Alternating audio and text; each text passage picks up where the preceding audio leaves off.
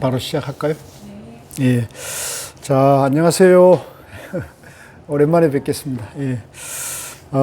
우리 석순이 선생님께서 육조단경 공부를 그 대성사에서 이렇게 준비를 해주셔가지고, 귀한 시간에 함께 해주셔서 너무 고맙습니다. 이 책은 이제, 제가 고우 스님 뵙고, 그 말씀이 너무 귀한 말씀이어가지고, 이걸 좀 책으로 정리해서, 세상 사람들에게 좀 읽히게 되면, 여러 가지 좋지 않겠냐는 생각으로 스님께서 이제 그 강의하신 테이프가 있었어요. 그걸 이제 계속 이렇게 정리해가지고, 이제 책으로 내게 됐습니다. 고우 스님께서는 이제 이 책을 행복 지침서라 그랬어요. 행복 지침서. 행복하려면 이 책을 지침으로 삼아서 이제 공부해야 한다는 말씀하시는데, 실제 이제 그 내용을 좀 읽어보시면 아시지만,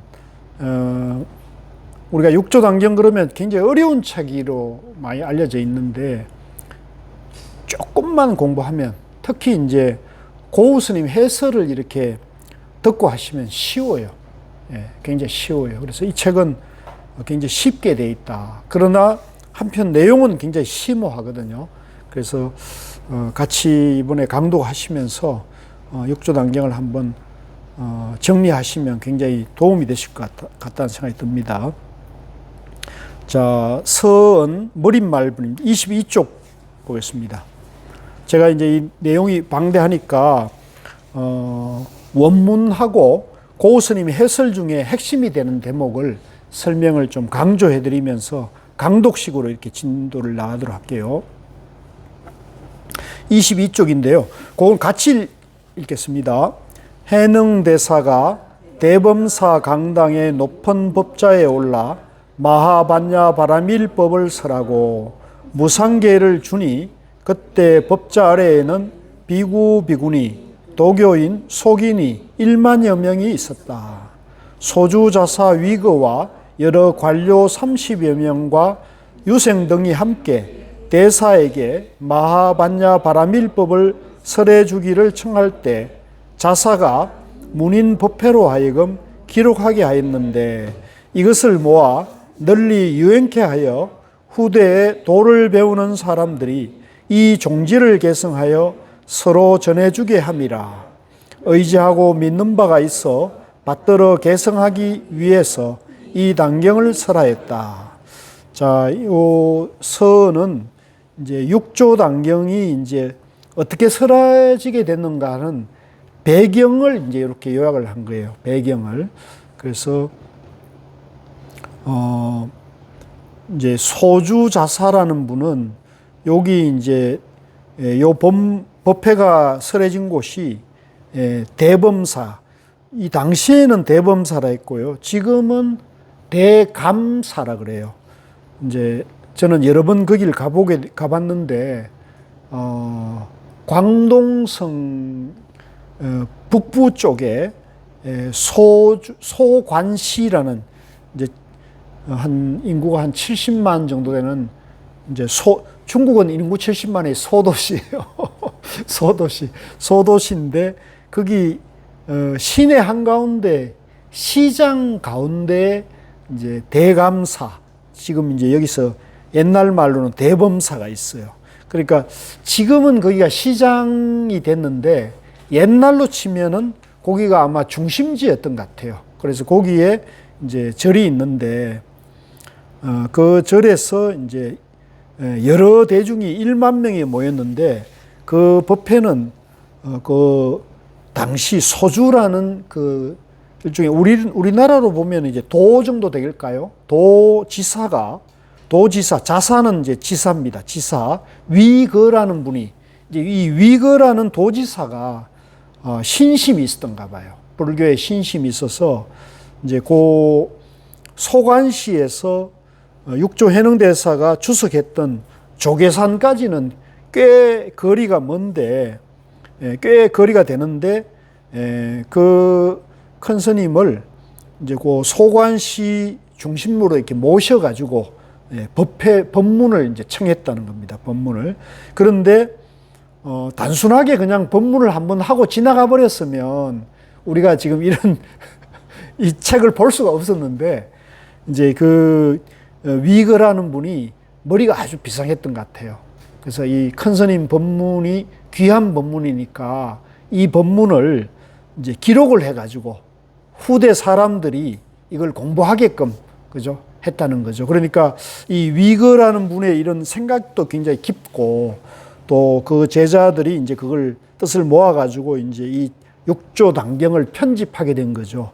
그래서 실제 이제 이 육조 스님이 우리 동아시아로 보면은, 동아시아 불교로 보면은 육조 스님이 달마대사에 버금가는 아주 위대한 조사거든요.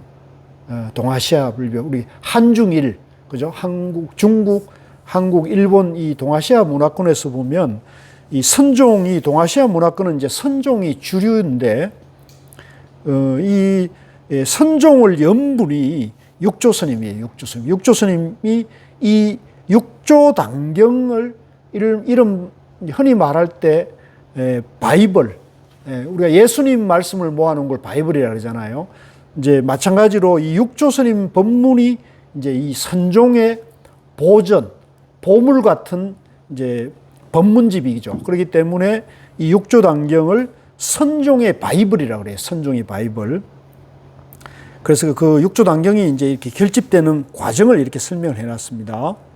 자, 거기는 이제 그 정도로 하고 넘어가겠습니다. 자, 이 서성을 찾아감. 그러니까 이제 육조 스님이 이제 법문을 이제 시작하는 거예요. 법문을 시작하는데 26쪽이죠. 자, 같이 읽겠습니다. 해능대사가 말하였다. 선지시가 깨끗한 마음으로 마하반야 바라밀법을 생각하라. 대사는 말하지 않고 스스로 마음과 정신을 깨끗이 하고 침묵하다가 다시 말하였다. 선지시가 조용히 들어라. 해능의 아버지는 본관이 범양이다. 아버지가 자천되어 영남의 신주로 옮겨 살았다. 해능이 어릴 때 아버지가 돌아가시어 노모와 외로운 아들이 남해로 옮겨와 가난으로 고생하면서 시장에 나무를 팔고 살았다. 어느 날 한 손님이 나무를 사니 해능이 숙소까지 날라다 주고 돈을 받고 문을 나서다가 문득 어떤 손님이 건강령 읽는 것을 보았다. 해능이 한 번 들음에 마음이 밝아지고 깨달아 곧바로 그 손님에게 물었다. 어느 곳에서 오셨는데 이 경전을 읽고 계십니까? 손님이 대답하였다. 나는 기주 황매현 동쪽 빅무산에서 오조 홍인 스님에게 예배하였는데 지금 그곳에는 제자가 1000여 명 있습니다.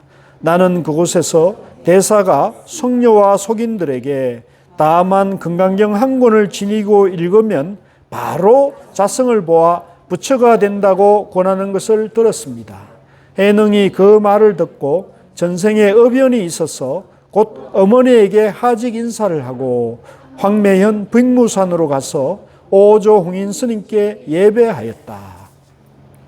자, 여기는 이제 육조 스님이 이제 법상에 올라가지고 법문을 이제 시작할 때 당신이 이제 어떤 사람인가를, 당신의 깨달음에 대한 얘기를 이제 하는 거죠. 보통 우리도 이제 어디 가서 뭐 이렇게 처음 만나는 사람들에게 얘기를 하면 자기소개를 하잖아요. 자기소개하는 거라 보면 되겠죠. 자, 내용을 한번 들어가 보겠습니다. 28쪽의 내용을 보겠습니다. 자, 선지시가 깨끗한 마음으로 마하반야바라밀법을 생각하라. 이제 여기서 이제 깨끗한 마음, 이제 청정한 마음 그러잖아요. 우리가 이제 법문을 듣기 전에 보통 입정이라는 걸 하죠. 입정. 간단하게 잠시 이제 명상하는 그죠 시간을 가지죠. 이제 그런 마음이 바로 이거와 상통하는데요. 이제 우리가 선지식의 법문을 들을 때는 그 법문의 가르침을 우리가 마음속에 깊이 새기기 위해서 자기 마음을 이제 깨끗하게 하는 것이죠. 그래서 요 깨끗한 마음에 여기 이제 뒤에는 고우스는 풀입니다. 여기에 종지가 담겨 있다. 이제 종지란 것은 선종의 핵심 교의를 말합니다. 선종의 핵심적인 가르침이 여기에 담겨 있다는 거죠. 그래서 실제 이제 우리도 이렇게 공부하는 뜻도 이제 종지를 깨치려고 하는 거예요. 종지를 이제 우리가 배우려고 하는 거죠. 그러면 그 종지가 뭐냐는 거죠. 우리는 흔히 깨끗하다 하면 더럽다, 더럽다 하면 깨끗하다고 상대적으로 생각한다. 그렇죠? 우리는 보통 깨끗하다 그러면 더러운 것이 떠오르고, 더럽다 그러면 또 깨끗한 것이 떠오르고, 선 그러면 악이 떠오르고, 악 그러면 선이 떠오르잖아요. 이게 이제 우리가 분별심이라 그래요. 같이 봅시다. 분별심. 또 이제 이게 우리 불교에서는 이걸 분별심, 자꾸 나눠서 본다는 거예요. 예. 뭘 볼 때, 세상을 볼 때, 어떤 문제를 볼 때, 이제 하나로 보는 게 아니고 자꾸 둘로 나눠서 보는데, 이제 현대 교육은 특히 더 그렇습니다. 현대 교육은. 이제 현대 교육은 서양의 이제 교육의, 서양 교육의 영향을 많이 받았죠. 그래서 서양의 이제 세계관이, 신중심의 세계관이, 보통 신이 인간과 자연을 창조했다 그러잖아요. 그죠? 그러니까 서양식 사고방식에는 신이 있고 인간이 있잖아요. 그리고 신과 인간은 같은 동급의 존재입니까? 절대자와 피조물의 존재입니까? 절대자와 피조물의 존재죠. 그러니까 서양식 사고방식에서는 이 모든 세상을 볼 때 둘로 볼 수밖에 없어요. 절대자가 있고 피조물이 있다는 거죠. 그 중에 우리는 어떤 존재예요? 우린 결국은 피조물이에요, 우리는. 예. 우리는 수단의 존재로 이해될 수 있겠죠. 그런데 이제 그것은 이제 서양식 사고방식이고, 우리 동양의 사고방식은 이론론적 사고방식이 있어요. 그죠? 이 우주 만물과 자연과 내가 둘이 아니다는 이런 사고가 있죠. 그것을 이제 특히 이론적으로 완벽하게 깨치고 설하는 분이 이제 부처님이거든요. 부처님은 영기설을 주장하셨죠. 이 우주 만물이 영기, 인연으로 존재한다는 거예요. 다 아시죠? 이제 이게 핵심적인 교의예요. 우주 만물이 인연으로 존재하기 때문에 부처님도 인간이고, 또 인간은 자연과 둘이 아니다는 거예요. 그래서 이 동아시아, 동양 불교적 세계관에서는 나와 너가 벌어지면 벌써 양변에 빠지게 됩니다. 그러면 다투게 돼요. 갈등하게 돼요. 그래서 우리는 보통 우리나라 사람들이 많이 쓰는 게 우리 그러잖아요. 내가 나 이런 것보다도 우리는 이런, 혼자 말하면서 우리는 그런 식으로 하잖아요. 나는 그걸 굉장히 좋은 걸로 보고 있습니다.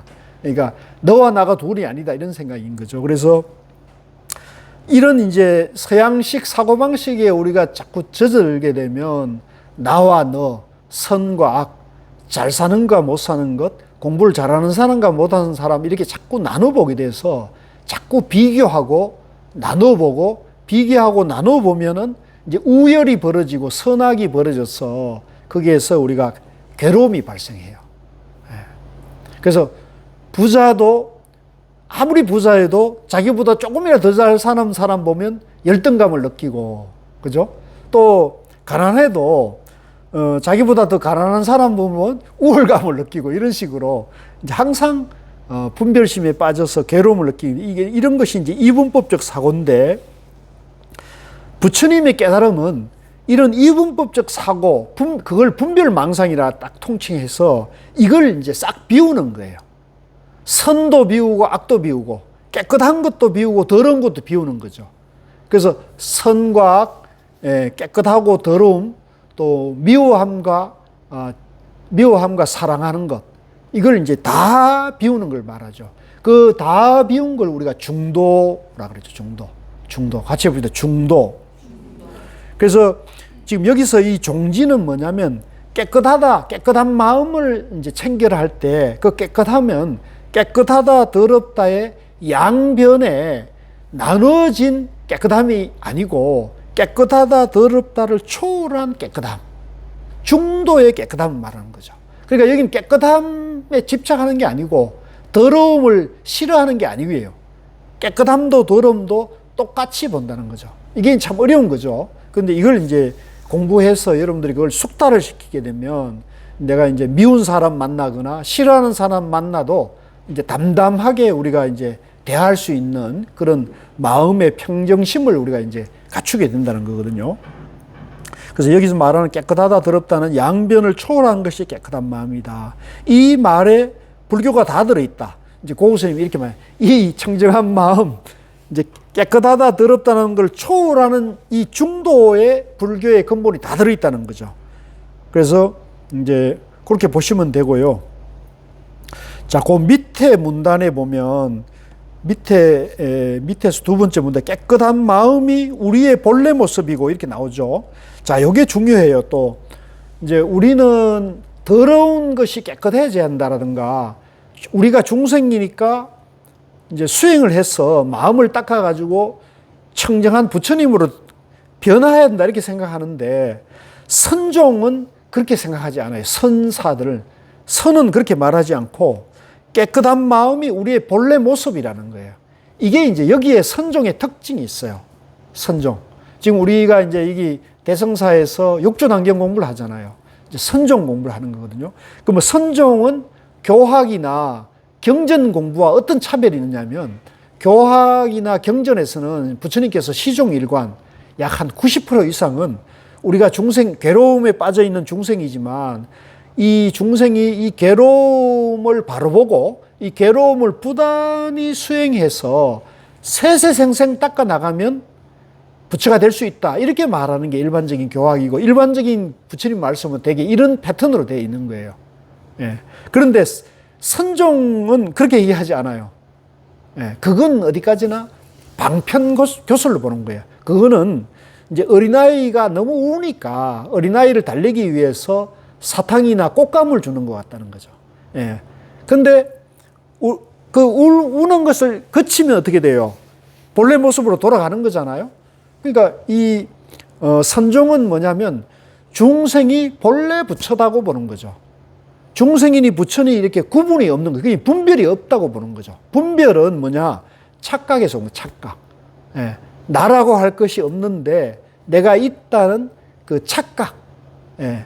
그 착각, 집착 때문에 이제 우리가 분별심이 일어난다 보는 거죠. 그래서 그 분별심이 실체가 없는 건데 분별심에서 깨치면 본래 완전함으로 돌아온다는 거죠. 그래서 그걸 깨끗한 마음, 본래 완전한 마음, 이게 우리의 본래 모습이고 이것을 회복하기 위해 육조단경을 공부하는 것이다.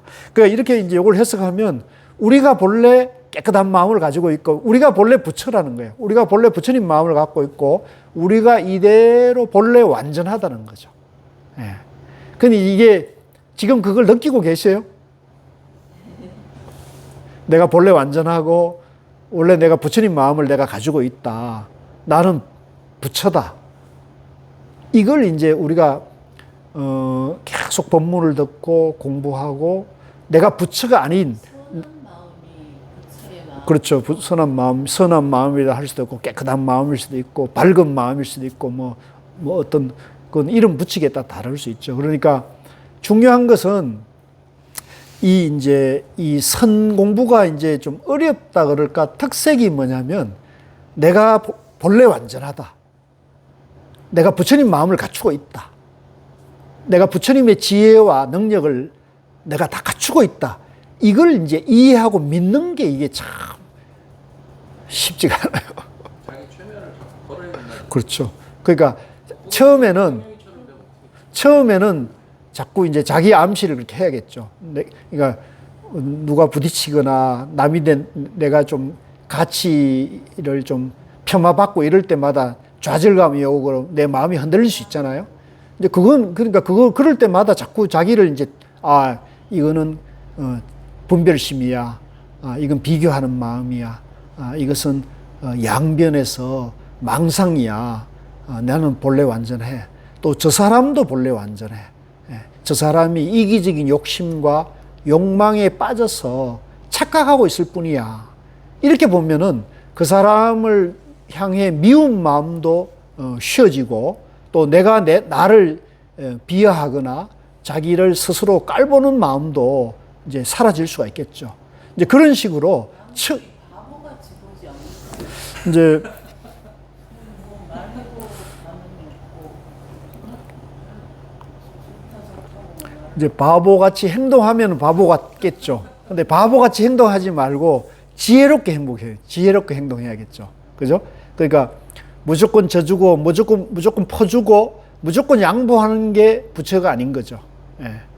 그러니까 그 부처님의 지혜라는 것은 너와 나가 다 잘 되는 길, 너와 나가 다 행복한 거, 너와 나가 다 이익되는 것을 지혜라 그러지, 무조건 양보하고 무조건 져주고 무조건 내 것을 주는 게 아니에요. 그거는 잘못 아는 거예요. 그것도 양변이죠. 그래서 부처님의 깨달음은 지혜이지, 이제 이것을 이제 바로 알지 못하면 그것 또한 이제 욕심을 버리라 해가지고 아무 욕심 없는 것이 그 깨달음의 불교의 가르침, 그건 아니에요. 욕심은 없더라도 원력은 필요하거든요. 왜냐하면 내가 이렇게 사람 몸을 받고 가족을 이루고, 그죠? 가족을 이루고 살아가면 이 가족의 생계를 내가 가령 책임을 진다거나, 내가 가족 구성원 사이에 나의 몫이 있잖아요. 책임이 있잖아요. 그걸 다 해야지, 그걸 뭐 다 하지 않으면서 그냥 뭐 무의도식 하는 것이 부처님이 가르치는 것, 욕심을 비워라 그래가지고 무의도식 하는 걸로 오해하면 안 되는 거죠. 그래서 그 차이를 지혜롭게 이제 쓰게 되면 우리가 이제 내 안에 지혜도 나오게 되는 거고, 그 다음에 이제 잘못된 생각으로부터 내가 이제 바른 생각으로 갈 수가 있는 거죠. 그래서 이제 그 밑에 보면 앞에서 육조당령을 기록한 목적이 종지를 개성하기 위해서라 했는데, 깨끗한 마음이 되어야 종지를 개성할 수 있다. 분명히 알아야 할 것은 이 깨끗하다는 마음이 더럽다 깨끗하다에 상대되는 깨끗함이 아니라는 사실이다. 앞으로 계속 강조하겠지만 결국 이 깨끗한 마음을 알려면 영기와 중도를 이해해야 한다. 자, 여기서 이제 우리 불자들이 공부에 조금 전문적인 공부가 필요한 거예요. 자, 이 고우스님께서 이 깨끗한 마음, 종지를 알려면 영기와 중도에 대해서 이제 이해가 돼야 된다는 거예요. 그래서 이제 지금 이제 우리 한국 불교가 이 중도와 영기에 대한 공부에 대한 교재가 좀 부족해요. 제가 그건 늘 아쉽게 생각하는데, 우리 뭐 동국대학교나 일반 사찰에서도 중도 얘기하는 것이 과거에 비해서는 많이 늘었지만, 그럼에도 불구하고 이 중도를 정확하게 이렇게 안내하는 곳이 많지는 않아요. 그래서 제가 늘 말씀드리지만, 성철스님 101본문을 보셔야 한다. 성철스님 101본문 상권에 이 부처님 깨달음이 이제 중도 연기라는 것을 집중적으로 이렇게 설명해 놓은 대목이 있거든요. 이제 그걸 보면 이제 처음에는 좀 어렵지만 참고 계속 보면은 부처님 깨달음 세계가 중도 연기라는 것이 이해가 되면 이제 우리가 이 세상을 보는 시각이 달라지면서 내 마음도 편안해집니다. 자, 그래서 거기는 이제 그 정도로 하고 넘어가고요. 그 다음에 여기 보면은 이제 육조 스님이 그 가계가 나오죠. 예. 이제 원래는 육조 스님 아버님이 이제 지금 중국에 보면 베이징 북경 근처에 범양이라는 곳에서 이분의 이제 성이 노씨예요. 예, 범양 노씨라는데 우리나라 노씨들이 범양 노씨라 그러더라고요. 그래서 노태우, 노무현 이분들이 범양 노씨라 그러는데, 내가 뭐 이건 들은 얘기니까 정확하게 내가 조사한 건 아니에요. 그런데 육조 해능대사의 해사가 태어난 마을이 중국의 광동성에 가면 그 광저우 저 서쪽으로 가면은 고향 마을이 있는데, 그 고향 마을에 당나라 황제가 도인이 나왔다 해가지고 절을 지어 준 게 있어요. 그 절 이름이 국원사인데, 그 국원사에 가면 육조 스님 아버지 어머님을 한 묘를 해가지고 이렇게 묘를 만들어 놨어요. 묘를 만들어 놨는데 거기에 이제 이제 범양, 노, 행도 이렇게 해가지고 묘비명을 세워놨거든요. 이제 이 육조 스님 아버님 이름이 행도예요. 행도. 성은 노시고. 그래서 제가 한 번은 갔더니 한국 사람들이 이렇게 몰려와가지고 거기 있는 거예요. 그래서 어떤 분이 이렇게 왔냐 그랬더니 범양 노시 문중에서 성지순례를 왔어. 왜 그러냐? 좀 우스갯소리입니다. 우리 대한민국이 이제 직선제로 대통령을 선출한 지가 얼마 안 됐잖아요. 얼마 안 됐는데 노시가 대통령이 두 분이나 배출이 됐다는 거예요. 그렇죠? 네, 그렇죠. 그러니까 이게 사실은 성씨 비율로 보면 이게 노시가 흔한 성은 아닌데 이게 대통령이 두 사람에 배출된 것도 다 이 육조 해능대사의 후손이기 때문에 라는 집안의 전설이 있다는 거예요. 그래가지고 거기를 성지로 와가지고 이런 우스갯소리인지 뭔지 모르지만 이런 소리가 있어요. 그래서 재미있는 일화를 내가 들어가지고 말씀을 드립니다. 자, 그래서 이제 아버님이 이제 이 북경 지방에 아마 말단 관리로 있었던 것 같아요. 말단 관리로 있었는데 이제 무슨 사유인지는 이 기록에는 안 나오는데 대개 이제 역사의 연구자들은 아마 어떤 정치적 사건에 연루가 돼가지고 이제 좌천을 당해서 저 북경에서 꽝쭈우면 저 남해 아닙니까, 그죠?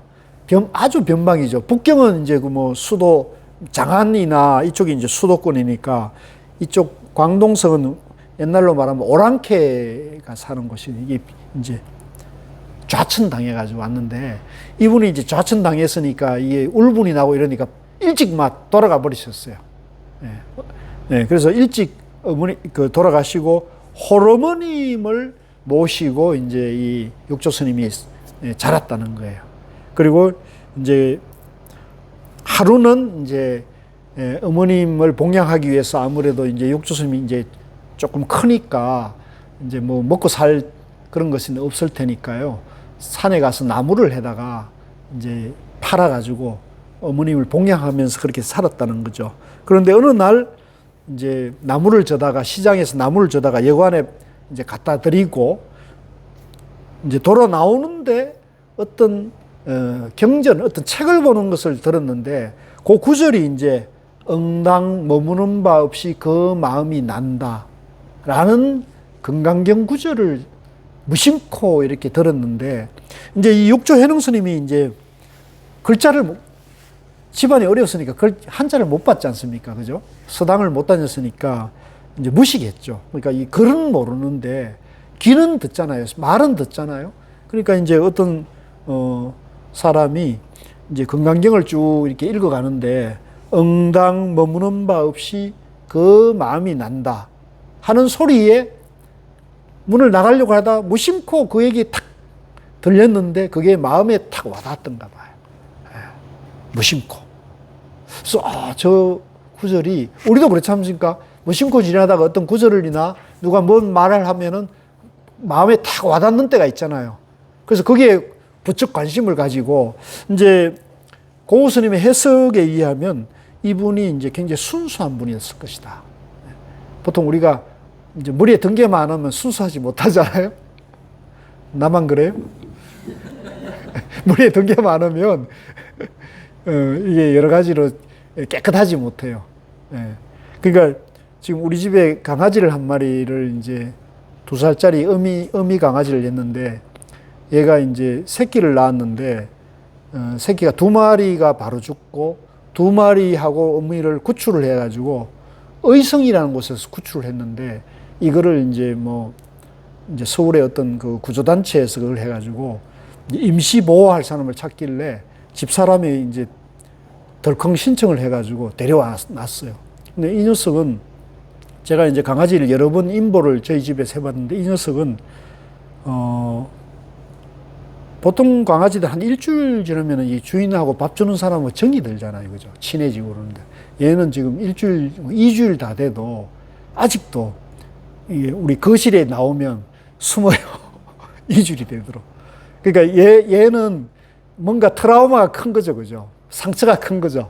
그래서 짐작컨대 얘는 아마 바깥에, 집에서 자라지 못하고 바깥에서 자랐을 거고 아주 험난한 2년 동안 아주 험한 그런 생활을 했을 것이다. 그러니까 사람만 보면 두려운 거죠. 피하는 거죠. 마찬가지로 그 강아지에게는 이게 저장이 됐을 거 아닙니까? 업식이 저장이 된 거죠.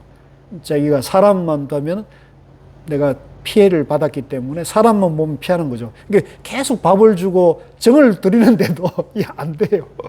그래서 이제 그 얘기가 왜냐면 이것도 이제 자라는 과정에서 그 사람이 보고 들은 그런 가정적인 배경이나 환경이 사람에게 영향을 절대적으로 주는 거예요. 절대적으로. 무슨 사람들이 뭐 이렇게 태어나가지고 운명이 어떻다 이런 것도 있을 수 있지만 저는 이제 우리 불교의 입장에서 보면 이제 뭐 금수저나 흙수저나 이런 것은 우리가 이제 운명론적인 거죠. 부모로부터 문받을 때는 그건 자기가 선택할 수 없으니까 그거는 전생인연으로 오는 것인 틀림없지만 금생에서 어린아이에서 어떻게 자라고 할 때는 그거는 이제 운명보다는 그 인연 조건이 영향을 주죠. 그걸 우리가 업이라 그럽니다. 업. 그죠? 그리고 업이고 그 업에 의한 식이 발동해서 내가 이것을 어떻게 받아들이고 어떻게 행동할 것인가를 갖다 업식이라 그래요. 따라해보세요. 업식. 그러니까 누구에게나 업식이 있는 거죠. 근데 이 육조 스님은 이 업식이 가난했지만 천성이 부지런했고 마음이 순수했다는 거죠. 아, 내가 오늘 나무 팔아가지고 어머님, 그죠? 생선이라 하나, 쌀대박이라도 하나 이렇게 만들어가지고 어머님께 가서 드리는 것을 효도라고 생각했는 아주 순수한 마음이 있을 수 있잖아요. 그죠? 그러니까 그것만 딱 생각하는 사람이기 때문에 이 순수한 마음이 있었던 거죠. 그런데 응당 머무는 바 없이 그 마음이 난다는 금강경 구절을 딱 들으니까 뭔가 그 육조 스님의 그 순수한 마음과 금강경 구절이 저는 인연이 딱 닿았다고 보는 거죠. 그래서 이제 육조 스님이 그 행자로 나무꾼이죠. 나무꾼, 무시간 나무꾼 해능이 이제 그 손님에게 묻죠. 손님, 그 지금 보고 계신 책이 무슨 책입니까? 그러니까 이제 금강경이다. 그러면 그것을 배우려면 어떻게 해야 됩니까? 저 이제 양자강 위에 올라가면 이제 황매현, 기주 황매는 빅무산에 가면 오조사에 오조 홍인대사라는 분이 있는데 이분은 금강경 한 권으로 부처되는 길을 가르친다는 거예요. 해탈하는 길을 가르친다는 거. 그래서 뭐 해능 스님도 부처라는 것도 들어봤었겠죠. 그죠? 그때 당시로 봤을 때는 이야, 부처가 되면 좋겠다는 마음을 그때 확 일으키면서 이제 호러머니를 이제 뭐 기록에 의하면은 호러머니를 이제 외삼촌인데 이제 부탁을 하고 그 다음에 이제 출가했다는 그런 얘기가 있어요. 자, 그래서 조금 넘어가겠습니다. 시간이 이제 저래서 자 34쪽으로 가겠습니다. 34쪽에 우리가 3시까지 하는 건가요? 2시 50분까지. 예. 자 34쪽에 보면 자 시간 관계상 제가 읽고 이렇게 할게요. 오조 홍인 스님이 그 얘기를 빼먹었네요. 그러니까 이제 금강경을 듣고 내가 금강경 저걸 공부하러 가야겠다. 부처대로 가야겠다. 이 마음이 이제 일어나가지고 준비를 하고 가는데 자, 여기서 이제 우리가 중요한 것은 이 육조 스님 고향 마을인 그 광동성 신주라는 곳하고 오조 스님이 계시는 곳하고가 거리가 우리가 이제 저 부산에서 신의주까지가 3,000리라 그러잖아요. 그 3,000리의 한 3배 정도 되는 한 만리길인데요. 어마어마한 먼 거리예요. 그런데 이 무시간 나무꾼 해능이 내가 오조 스님인데 가서 금강경 한군으로 부처되는 길을 공부를 해야겠다는 마음을 내고 이 오조사까지 기록에 의하면은 2달 만에 왔다는 거예요. 2달.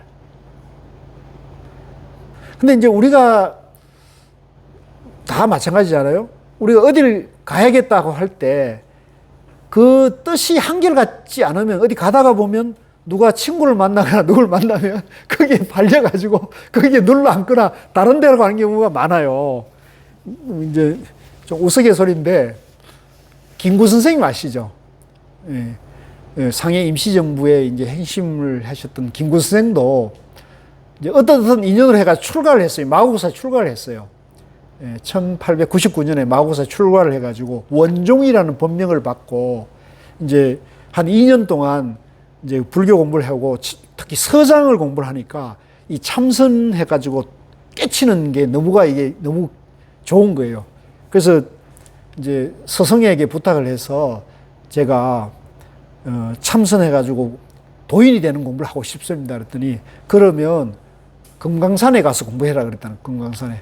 예, 그때는 전국에서 스님들이 제대로 공부하려면 전부 금강산을 가야 된다. 그래서 이제 스승께서 이제 노잣돈을 준비해가지고 주면서 이제 금강산에 가서 이제 내가 도인 되겠다고 본격적으로 하면서 김구 선생께서 스님이라 그럽시다. 원종 스님이 이제 쭉 올라가다가 금강산 가는 길이 그때는 이제 그 마곡사에서 금강산 가려면 바로 이렇게 가지 못하고 경성을 올라와 가지고 저쪽 이제 철원을 거쳐서 이렇게 들어가는 길이었는데 이분이 이제 한양에 왔는데 가다가 이제 한양 구경을 한번 하고 가야겠다는데 한양을 갔는데 이게 사대문이 문을 닫아가지고 중려 스님들을 도성 출입을 금지를 해놨다는 거예요. 1899년에. 그러니까 이제 어처구니가 없는 거죠. 다 그래서 뭐라 하냐. 아니 개, 돼지, 소, 닭, 심지어 새도 왔다 갔다 하는데 왜 우리는 지금은 사람 대접도 못 받고 개, 돼지만도 못 하느냐. 이제 이게 분심이 얘기가 나와요. 그래서 이제 그 도성 밖에 봉원사라는 곳에 지금도 신촌에 가 봉원사 거기에서 유숙하면서 몰래 이제 한양 공양한 얘기가 나와요. 그리고 이분이 이제 한양 공양하고 그 다음에 한양 공양했으니까 이번에는 평양 구경을 한번 하고 싶었던가. 그래가지고 평양에 갔다가 거기서 고향 사람을 만났네. 해주 고향 사람을 만났네. 그래가지고 그 고향 사람이 그 해주에 계신 김구 선생님 어머님인데 고사실을 한 거예요. 그 원종이 지금 중이 되려고 이러니까 이제 어머님이 이제 난리라는 거예요. 대가 끊긴다 이래가지고 울며 불며 이제 김구 선생을 만나가지고는 너 이러면 안 된다. 이래가지고 결국은 이분이 금강산을 못 가고 어떻게 해가지고 상해로 가시게 된 거예요. 고향에 눌러 앉았다가 나중에 이제 가게 된 거거든요. 그래서 제가 이 말씀을 드린 이유는 뭐냐면 우리가 출가도 마찬가지고 이 불교 공부를 하는 뜻이 순수하고 한결같지 못하면 똑바로 갈 수가 없다는 거예요. 우리 다 마찬가지예요. 뭐 우리 이제 제가자니까 출가는 말할 것 없고 제가자들도 이 공부가 목적이 분명해야 돼. 제가자도 목적은 뭐 해야 되느냐? 목적은 뭐 해야겠어요? 한번 생각해 보세요. 우리 불교 공부하는 목적, 육종영 공부하는 목적이 뭐여야겠어요? 뭐예요? 스님 뭐예요? 마음 편안해지고 싶다. 좋죠. 우리 거사님은 어떻게 생각하세요? 행복하게 사는 행복하게 사는 것 좋습니다. 네. 지금 그 두 말씀의 핵심인데요. 이제 마음이 좀 편안해지면 좋겠다. 행복하게 살면 좋겠다는 거잖아요. 그러면 마음이 편안해지고 행복해지는 같은 얘기잖아요. 그러려면 어떻게 해야 되느냐? 이 부처님의 지혜를 배워야 되는 거죠. 부처님의 지혜를 배워가지고 내가 부처님 마음을 쓸 수 있어야 돼요. 그러면 지혜가 나오고 마음이 행복해지고 마음이 편안해지는 거예요. 하나죠. 이게 둘이 아니에요. 하나예요. 근데 여기서 우리가 이제 주의할 건 뭐냐면, 나 같은 사람이 뭘 깨닫겠어. 나 같은 사람이 무슨 불교를 공부를 하겠어. 나 같은 사람이 참선을 할 수 있을까. 이런 마음이 들면 되겠어요? 안 되겠어요? 그러면 안 돼요. 그러면 행복해질 수가 없어요. 그러니까 순수하게 부처님의 지혜를 계속 배워야 되는 거죠. 그래서 이제 여기서 제 경험을 잠깐 말씀드리면 다 들으셨지만 저는 중학교 2학년 때 불교에 대해서 전혀 모르는 상태에서 이제 절에 가서 한 달 동안 이제 겨울방학, 중학교 2학년 겨울방학에 절에서 이제 놀러 갔어요, 놀러. 집에 있으면 자꾸 일 시키니까. 하숙비 얻어가 놀러 갔는데, 책 본다는 명분으로 놀러 갔는데, 그 같은 방을 쓰는 대학생 1학년이 경북대 공대 그 1학년이었는데, 불교학생회 멤버였어요. 불교에 상당히 정통하더라고요. 그래서 이제 절에 생활하니까 뭐 조석 예불을 해야 되고, 중학교 2학년이 뭐 새벽에 4시에 일하면 얼마나 힘들겠어요. 그죠? 진짜 귀찮았는데. 그런데 어쨌든 뭐 절 생활하니까 이제 하는 수 없이 먹고 살아야 되니까 거기서 이제 한 보름쯤 되니까 제 속에서 그동안 이렇게 바쳤던 이게 뭔가 이게 올라오는 거예요. 내가 왜 자꾸 새벽에 일하고 이래야 되냐. 이게 그 중학교 2학년에 그런 어떤 그에서 일하고 했고, 저녁에 이제 하루는 예불을 하고, 이제 저녁 예불을 하고, 옆에 이제 그 형이 앉아 있고 있는데, 그땐 나는 그걸 몰랐어. 앉아 있는데 보니까 참선을 한 거. 앞에 앉아 있으니까 나 그냥 앉아 있는 거예요. 그래서 좀 약간 보름 좀 지나니까 부화가 나가지고, 이제 이게 형이니까 앞에 이제 부처님이 앉아 계시잖아요. 저분이 누구예요? 그럼 부처님이지, 그래, 부처님. 아니, 나도 부처님인지 알죠. 그러니까, 부처가 누구냐고요, 그랬죠. 부처가 누구냐고 그랬더니, 깨달은 분이야. 깨달은 분이냐. 너도 깨달으면 부처가 될 수 있어. 그런 거예요. 그게 딱 그 한마디였어요. 나를 이제 여기까지 오게 한 그 한마디. 그 중학교 2학년 때 불교에 대해서는 전혀 모르는 백지인데, 너도 깨달으면 부처가 될 수 있어.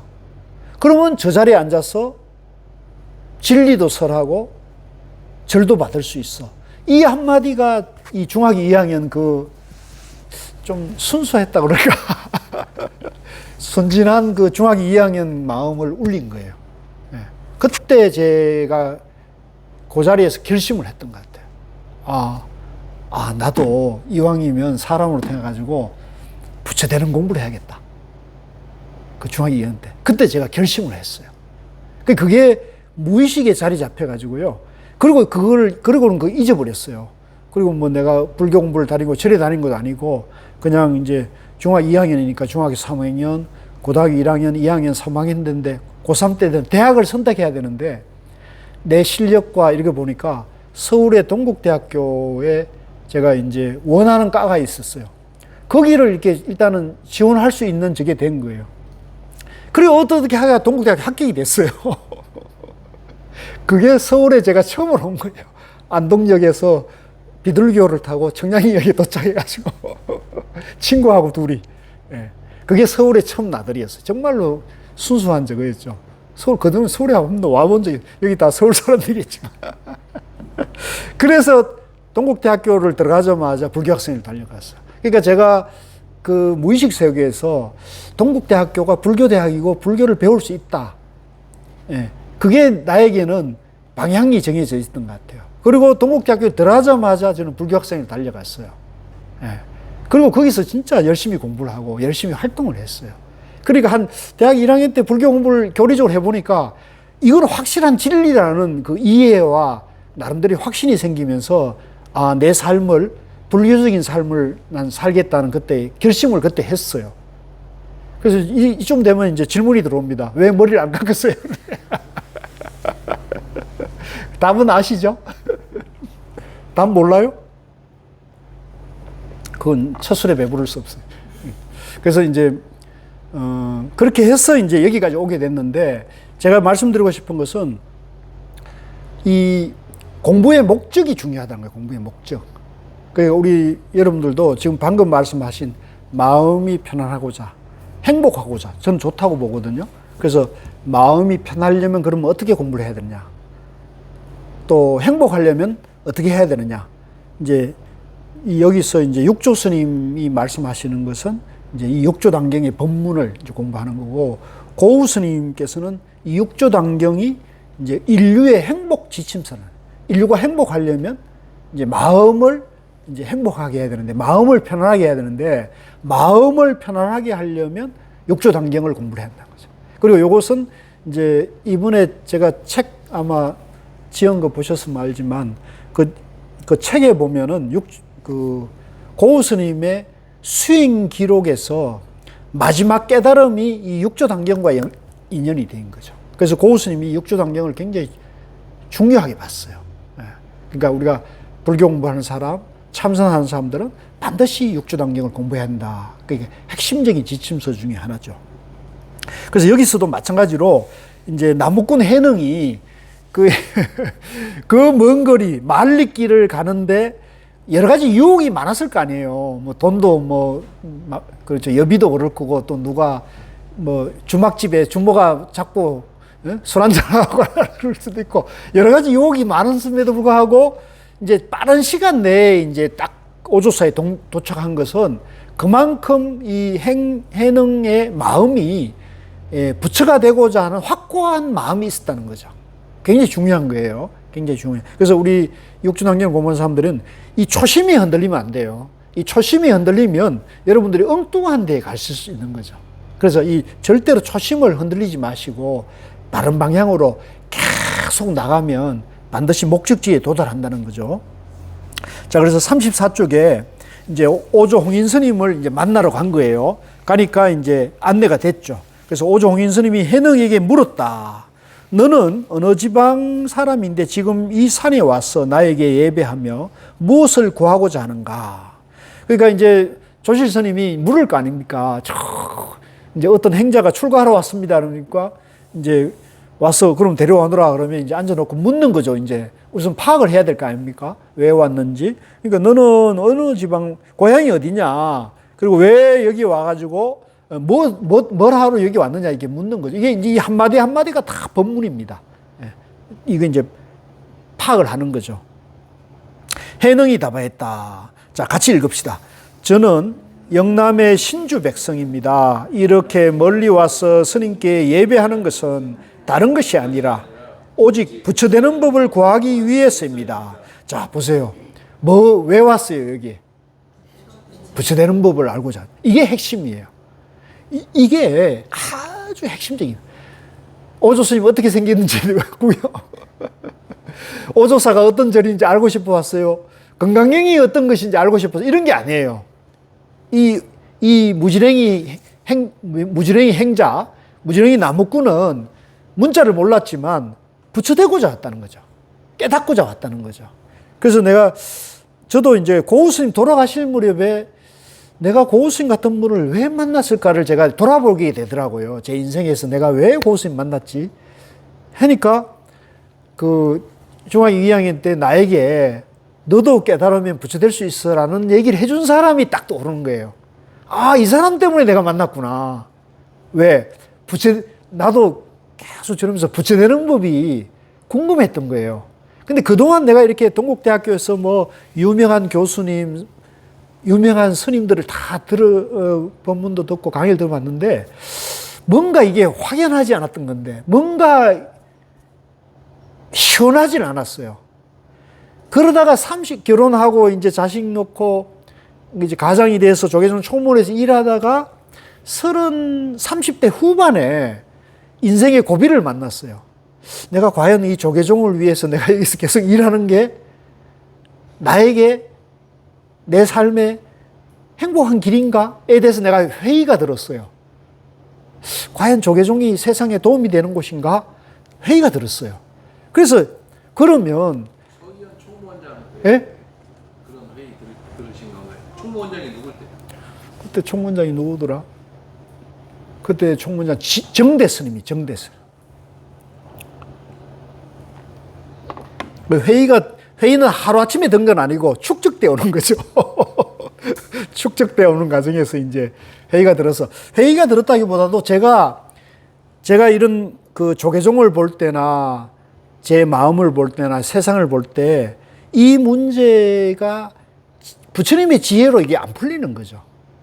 제가 공부한 지혜로는 이 문제를 풀 수 있는 제 능력이 안 되는 걸 느낀 거죠. 그리고 주변에 물어봐도 제대로 시원하게 답을 아는 분도 없어 보이고. 자, 그러면 이걸 아는 분이 누가 없을까?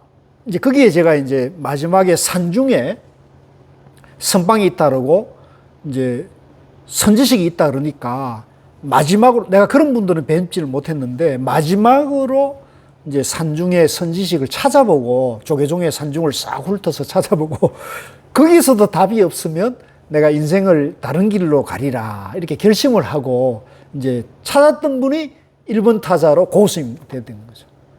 그러니까 참 저도 복이 좀 있는 거죠.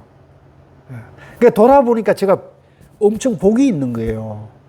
첫 번째에서 쫙 답을 찾았거든요. 그래서 내가 이런 복이 살아오면서 좋은 사람 만난 거예요. 그러니까 그 대학생 형. 그래서 그 대학생 형이 갑자기 누군지 궁금해. 지금 뭐 하는 거 궁금해서 박문호 박사라는 거예요. 박문호 박사. 지금 유튜브에서 왜 내과학 그 유명하게 활발하게 활동하는 박문호 박사라고 있잖아요. 그분이 대학생 형이에요. 그러니까 내 인생에 큰 영향을 준 분이 두 분인 거죠. 그래서 나는 정말 살아오면서 정말 시골 깡촌 출신인데도 그런 분이 지금 우리 대한민국에 상당히 그 최고 가는 사람으로 그런 분이 만나가지고 같이 중학교 2학년 때 그런 사람을 만나가지고 한 달 동안 같이 살았다니까요. 그러니까 저도 어지간히 복이 좀 있는 거였어요. 그래서 부처되는 법. 이게 여기에 핵심적인 거죠. 그러니까 딱 한마디 딱 들어보니까 오조 스님이 이 행자가, 그죠? 비범한 행자가 왔다는 걸 바로 직감했죠. 부처가 되고자 왔다니까. 그죠? 그러니까 이제 오조 홍인 스님이 다시 이제 찔러보는 거예요. 탁 찔러보는 거예요. 너는 영남 사람으로 오랑캐인데 어찌 감히 부처가 될 수 있는가?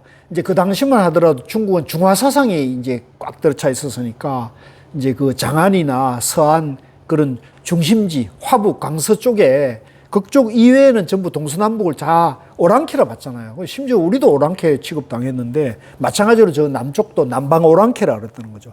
너는 영남 사람이면 오랑캐인데 오랑캐가 어찌 부처가 되고자 하느냐 이렇게 슬쩍 떠보는 거예요. 자, 해능이 답했다. 같이 읽읍시다. 사람은 남북이 있으나 부처의 성품은 남북이 없습니다.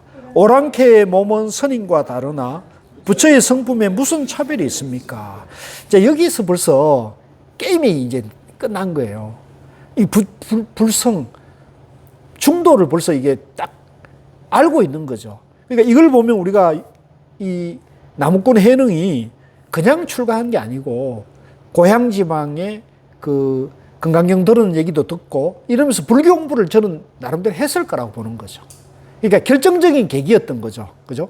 그 여관방에서 금강의 1년설을 듣고 발심이 났고, 그 다음에 이제 불교에 대해서 이제 계속 법문들어 다니고 공부를 했겠죠. 그래서 그런 가운데서 이제 딱 결론이, 내가 진짜 부처가 되겠다는 결론이 났을 때 출가를 단행했을 거 봐야 되거든요. 여기에는 그런 전후 사정을 복잡하게 얘기할 거 없으니까 간단하게 요약한 걸로 봐야 되거든요. 그래서 이걸 보고, 이게 과연 가능하니? 그렇게 보시면 안 돼요. 이거는 많은 것이 생략되어 있다는 거죠. 그래서 저도 지금 말씀드릴 때 제가 라이프 스토리를 말씀드렸잖아요. 중학교 2학년 때 이렇게 만났다. 이제 그 얘기만 딱 했는데 사람들이 보면 이해 잘 안 되죠. 그러나 그런 걸 전후를 봐야 될 것 같아요. 그래서 그렇죠. 여기도 사람은 남쪽 사람, 북쪽 사람이 있을 수 있어요. 그죠? 뭐 영남 사람, 호남 사람, 서울 사람이 있을 수 있지만 부처의 성품, 불성은 모든 사람이 불성을 가지고 있잖아요. 그죠? 또 우리 불교에서는 사람뿐만 아니라 날짐승, 덜짐승 모든 일체 존재가, 그죠? 유정무정이 모든 만물이 불성이 있다는 거죠. 심지어는 우리 이론에 의하면은 코로나도 뭐예요? 코로나 바이러스도 뭐예요? 불성이 있어요, 없어요? 코로나 바이러스도 불성이 있는 거고 암세포도 불성이 있는 거예요. 불성인 거예요. 믿기 힘들죠? 우리 이론은 그러고 여러분들 그걸 잘 이해해야 됩니다. 그러니까 선한 사람, 악한 사람, 남쪽 사람, 북쪽 사람, 심지어는 우리는 기독교인 성당에 나가는 사람도 불성이 있는 거죠. 이게 우리 불교 이론이에요. 그죠? 그래서 우리가 유대인이 팔레스타인이 지금 이렇게 중동에서 1000년 이상 전쟁하는 걸 보면 우리 사고에서 보면 저거는 이해하기 어려운 거죠. 우리 사고에서 보면 저건 말이 안 되는 거예요. 다 부처의 성품을 갖추고 있다는 거죠. 우리 이론은 이만큼 위대한 이론인 거죠. 그래서 사람은 남북이 있으나 부처의 성품은 남북이 없습니다. 오랑캐의 몸은 내가 이제 오랑캐, 변방 오랑캐의 몸이지만 오랑캐의 신분은 스님과 다르나 부처의 성품에 무슨 차별이 있습니까? 딱 맞죠. 그러니까 이걸 딱 보면 이 조실 스님이 이 굉장한 인재가 왔다는 걸 우리가 느낄 수 있겠죠. 그죠? 오조 스님은 더 이야기하고 싶었으나 좌우에 여러 사람이 있는 것을 보고 다시 더 묻지 않고 해능을 내보내 대중과 함께 일하게 하였다. 그때 해능은 한 행자의 안내로 방앗간에 가서 8달 동안 방화를 찧었다. 그러니까 더 얘기하고, 왜냐하면 뛰어난 이제 인물이 왔는 거잖아요. 그죠? 아주 뛰어난 건기가 온 거죠. 예. 그렇지만 더 얘기하면 지금 여기에는 한 1000명이 같이 살고 있는데 조실 스님이 어떤 행자가 왔는데 행자하고 오랜 시간 과도하게 문답을 하면 그 행자 생활이 어떻겠어요? 이게 다 사람 사는 건 다 마찬가지예요. 제가 아까 조계종도 다 마찬가지예요. 그 여러분들이 너무 별난 세계다 이렇게 생각하면 다 조계종이든 천주교든 기독교든 다 마찬가지예요. 사람 사는 것은 다 시기 질투가 있고, 예, 다 그런 게 있는 거예요. 그래서 특별하다고 생각하면 안 돼요. 다 똑같다고 봐야 돼요. 그래서 우리 남편은 특별하다 그런 거 없어요. 다 똑같아요. 그렇죠, 그렇죠, 보살님? 그 사람이 어떻게 나중에 좀 한 수 배워야겠네요. 그래서 자, 웃자고 한 얘기고요. 그래서 무슨 얘기인지 제가 그 말에 충격을 받아갖고 지금 잊어버렸다.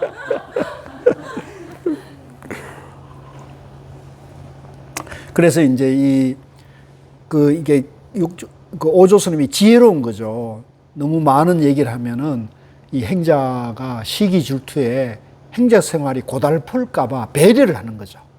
그러니까 이제 너는 무식한 나무꾼 출신이니까 저 방앗간에 가가지고 어차피 경볼 수 없잖아요. 지금 문자를 모르니까. 보통은 경전을 공부를 시키고 이렇게 해야 되는데 문자도 모르니 무식하니까 파악을 한 거죠. 너는 방앗간에 가서 방 하나 찧어라. 이렇게 한 거죠. 그러니까 이 조실 스님이 굉장히 지혜로운 분이라는 걸 알 수 있어요. 도인은 그 상대의 건기에 맞게 너 무식하니까 이제 한문 공부해가지고 경전을 해 이러면 이 해능 행자가 공부 버텼겠어요? 못 버티죠, 사실은. 아무런 기초가 없는데 못 버티죠. 그런데 이제 아주 저거를 지혜롭게 이제 8달 동안, 자, 요거 보세요. 8달 동안 방화를 찧었다는 거예요. 8달. 그러니까 우리가 기록에 의하면 해능 스님이 깨닫는데 걸린 시간은 출가해서 8달인 거예요. 재밌죠? 자, 거기 뒤에 고우 스님 설명이 아주 재밌고 굉장히 아주 현대적인 해석을 해놨어요. 그래서 꼭 여러분들 보셔야 된다. 제가 오늘 그냥 설렁설렁 가는데 여러분들은 집에서 이걸 꼭 한번 보시고 이걸 심화하실 필요가 있습니다. 자, 명계편입니다. 명계 44쪽입니다. 44쪽에 보면 자, 이제 개송을 지으라는 지시를 받아요. 오조 홍인스님이 하루는 문인들을 다 불러 모아 말씀하셨다. 내가 너희들에게 말한다. 세상 사람의 생사가 큰일인데 너희 문인들은 종일 공양해서 다만 복만 구하고 생사고해에 벗어날 것을 구하지 않는구나. 너희들의 자성이 미혹하면 그 복의 문이 어찌 너희를 구하겠느냐. 너희들은 모두 방으로 돌아가 스스로를 잘 살펴보아라. 지혜가 있는 자는 스스로 본래 성품이 반야의 지혜를 써서 각자 개송 하나씩을 지어 나에게 가져오너라. 내가 너희들의 개송을 보고 만약 큰 뜻을 깨달은 자가 있으면 그에게 가사와 법을 부축해서 육조로 삼을 것이니 어서 빨리 서두르도록 하라. 자, 이제 오조 스님이 이제 당신 회상에 1000명의 수행자들이 있었던 것 같아요. 그런데 이제 당신이 이제 연로하셔가지고 이제 활동할 날이 얼마 남지 않았으니까 후사가 이제 염려가 되지 않겠습니까? 그래서 후사가 염려되는데 마침 이제 행자가 출가해 왔어요. 그죠? 그러니까 그걸 간파한 거죠. 이 깨달음이 가까워 왔다는 걸 간파를 했던 것 같아요. 그래서 이제 그런 것에 대해서 이제 오조 스님이 어느 정도 이제 검증이 됐다고 판단하고는 이제 8개월 뒤에 이제 시험을 보는 거예요. 이제 우리 오늘날 말하면 시험입니다. 시험.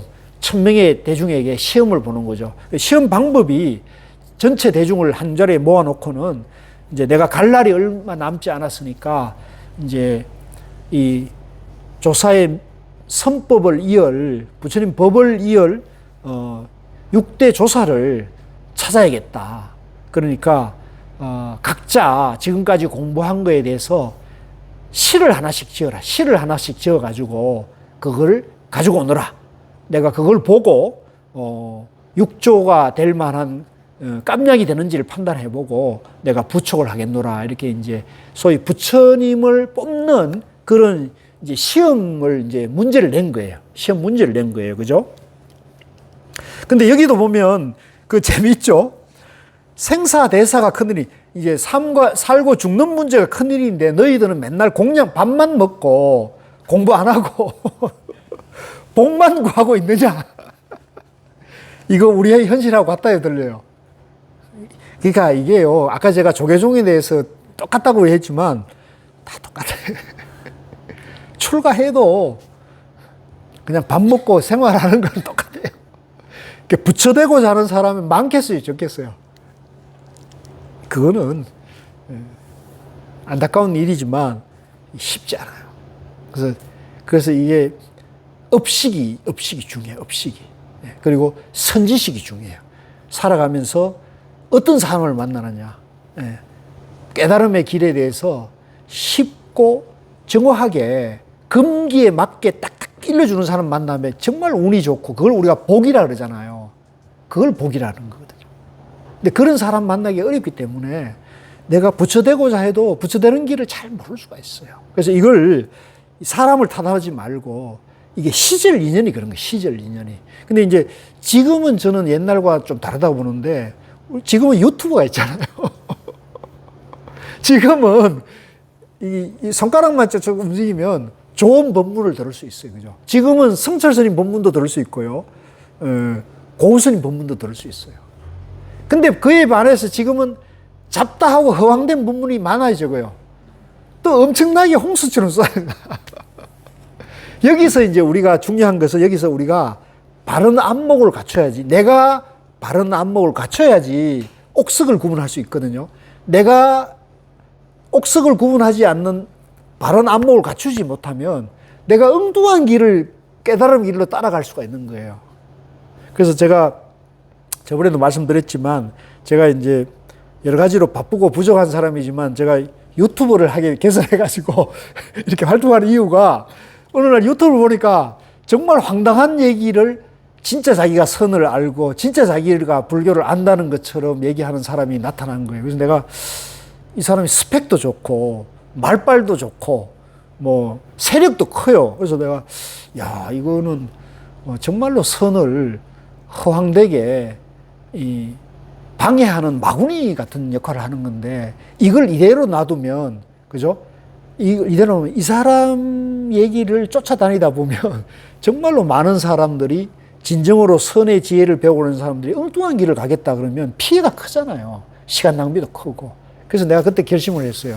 야, 나는 내가 아는 게 부족하고 공부가 짧은 사람이지만, 그래도 내가 좋은 선지식을 만나서 내가 이렇게 마음도 편해지고 선에 대해서 그래도 조금은 실눈이라도 뜬 입장에서 내가 그동안 공부한 것을 삭히기보다는 뭐라도 전방을 하나 열어가지고 이 길을 열어놓으면 찾다가 단 한 사람이라도 이걸 가치를 알는 사람이 있으면 그거는 복 짓는 일이잖아요.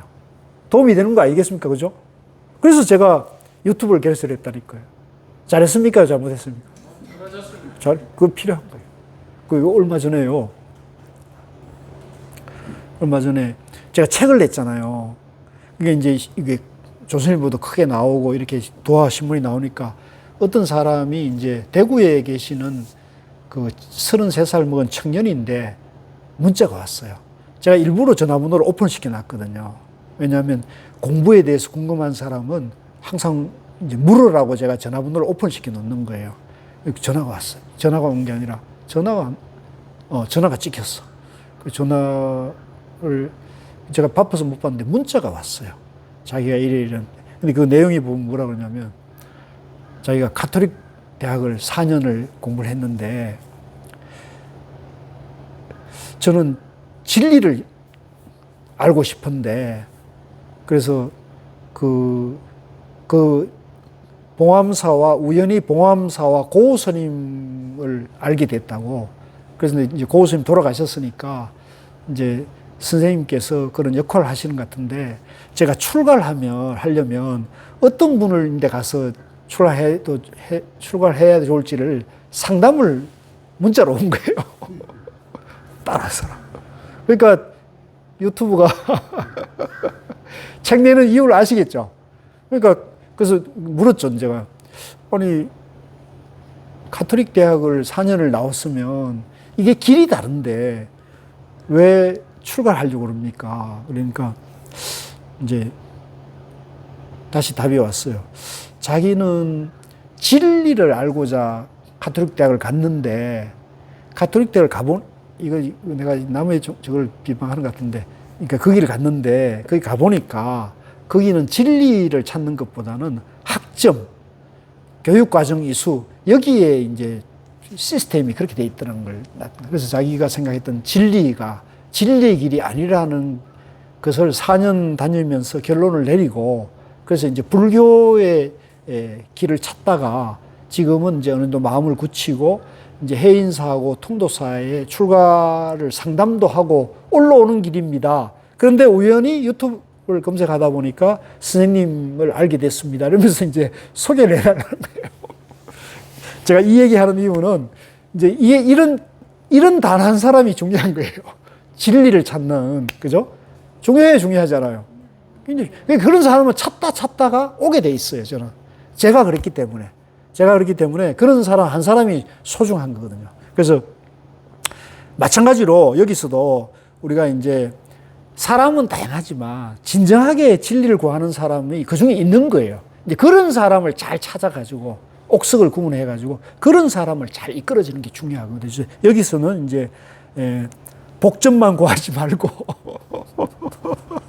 제대로 공부해가지고 개성을 가져오너라 이런 거죠.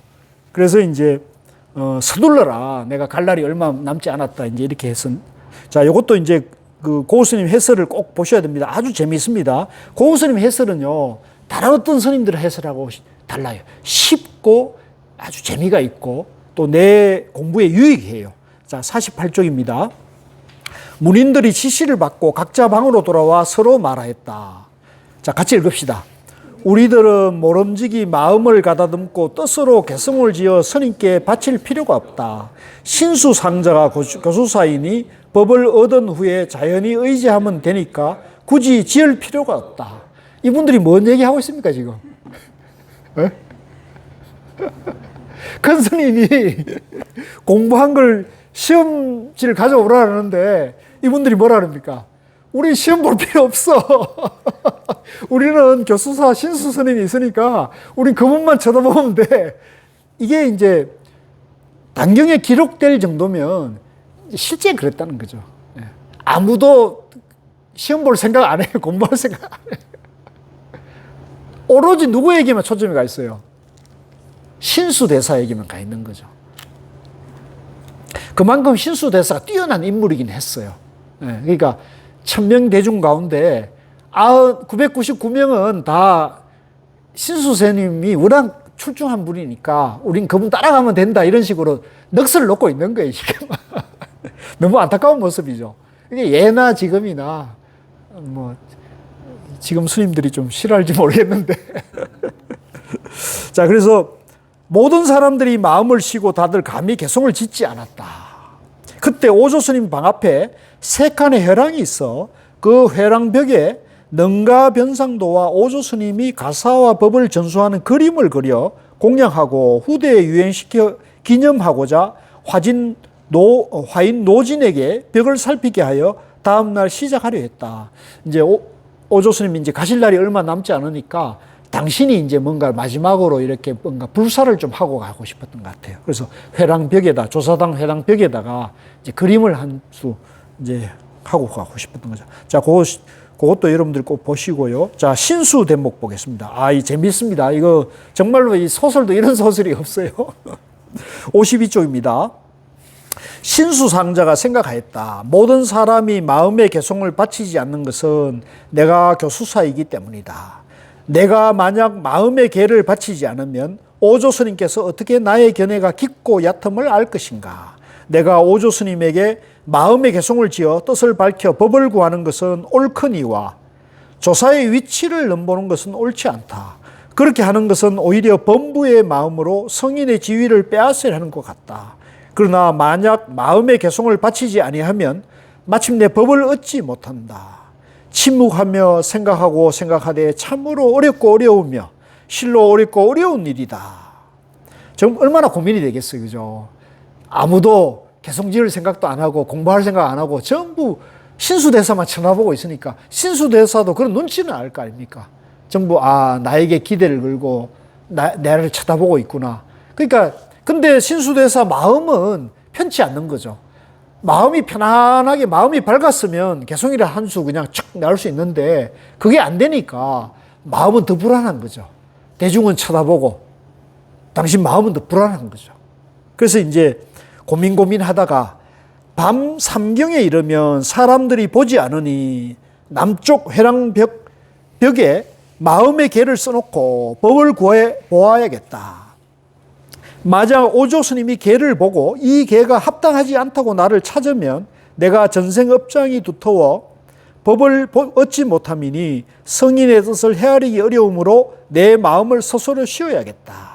신수상자가 밤 삼경에 촛불을 들고 남쪽 회랑 중간 벽에 개성을 쓰니 사람들이 알지 못했다. 자, 이걸 보면 신수 스님도 굉장히 양심적인 분이에요. 이게 이제 삿된 마음을 가지면 뭐라도 이렇게 뺏기든지 이렇게 써놓고는 법에 욕심을 낼 수가 있거든요. 근데 여기서는 보면 신수 스님이 정확한 얘기를 하잖아요. 내가 실력은 없는데 남들이 기도하니까 어쩔 수 없이 묘수를 발견한 거죠. 아무도 안 볼 때 회랑벽에다가 몰래 개성을 적어놓고 그 개성이 합격하면 얘기를 하고 합격하지 않으면 포기를 하겠다는 거죠. 그죠? 그러니까 이제 사실 양심적인 분인 거죠. 그런데 양심적이지만 이분이 용기는 없은 것 같아요. 용기는 없으니까 그거를 이렇게 떳떳하게 이렇게 해야 되는데 몰래 이제 그러니까 남을 굉장히 의식하는 거죠. 그죠? 남 눈을 의식. 이러면 벌써 도 공부를 할 수 있으면 안 돼. 도를 공부하는 사람은 남 눈치를 보면 안 돼요. 그러니까 쉽게 말하면 저는 그걸 용기라 그러거든요. 용기. 우리가 이제 용기가 없으면 이 불교 공부를 할 수가 없어요. 용기 쭈삣쭈삣하고 남 눈치 보지 말고요. 용기를 내서 도전을 해야 돼요. 그러면 거기에서 힘이 나와요. 그래서 예전에 제가 한화회 얘기했죠. 한화회 얘기했죠. 그죠? 한화회가 왜 그 소수 조직이 그 막강한 정부의 군사 체계를 무너뜨리고 왜 권력을 탈취할 수 있느냐? 그 용기가 있기 때문인 거죠. 용기. 이게 배짱이잖아요. 배짱. 이게 도의 세계도 마찬가지입니다. 도의 세계도 뭐 조실스님 눈치 보고 남 눈치 보고 이러면 안 돼요. 내가 궁금하면 물어야 돼요. 내가 궁금하면 바로 물어야 돼요. 그리고 어떻게 공부해야 될지에 대해서 알만한 사람을 찾아가서 그 사람을 괴롭히는 한이 있더라도 내가 공부가 필요하잖아요. 그죠? 근데 내가 이렇게 하면 조실스님이 피곤해할 거, 내가 이렇게 하면 교수님을 내가 이렇게 하면 안 돼요. 우리 같은 사람은 공부에 대해서 물어오면 환영하는 사람. 아시겠어요? 왜냐하면 도에 대해서 도에 대해서 궁금해하고 도를 공부한 사람이 드문 시절에 도에 대해서 공부하는 사람 만나면 얼마나 반가워요. 그죠? 그러니까 이제 그걸 그렇게 생각하면 안 된다. 그래서 저는 그 신학대학 다니다가 물어오는 사람 굉장히 반갑죠. 그래서 해서 이제 저는 이제 고우스님 가신 다음에는 그 출가하시는 분을 해국 스님을 추천하고 있거든요. 해국 스님. 우리나라에 해국 스님이 상자가 가장 많아요. 조계종 스님 100명이 넘어요. 내가 한번 물었더니 120명이라든가 뭐 80명, 몇백 명이 되는데 많이 나가고 남아있는 게 몇 명이다 이러더라고.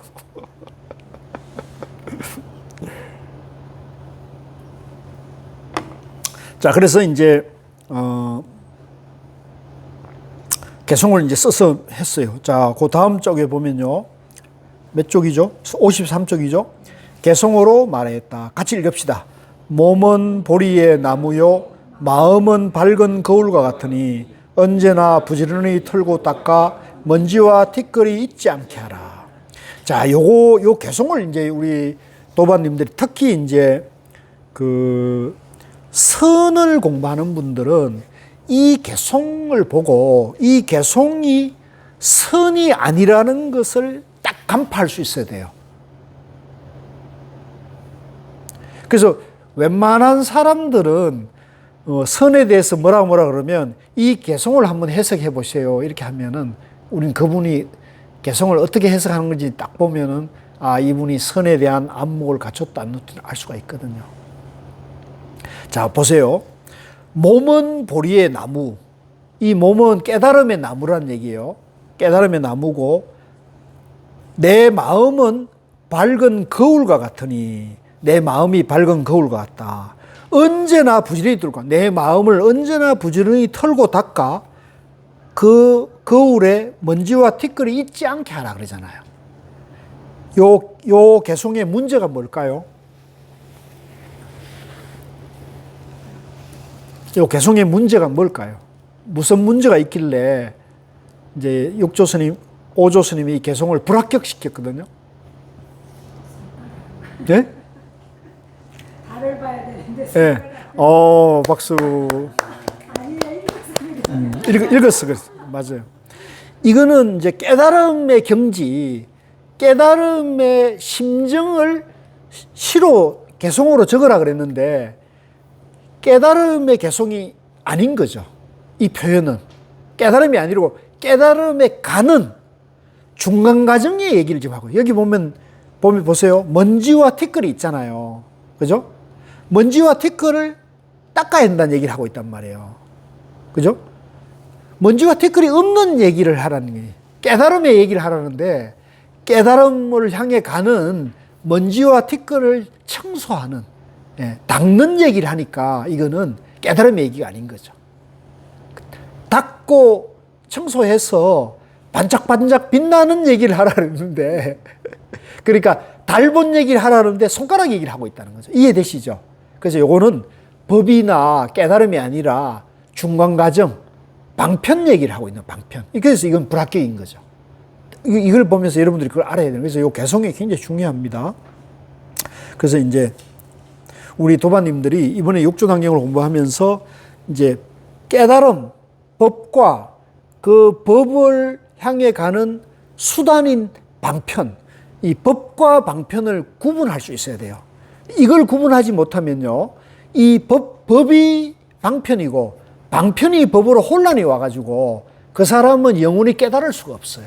영원히 진리를 알 수가 없는 거예요.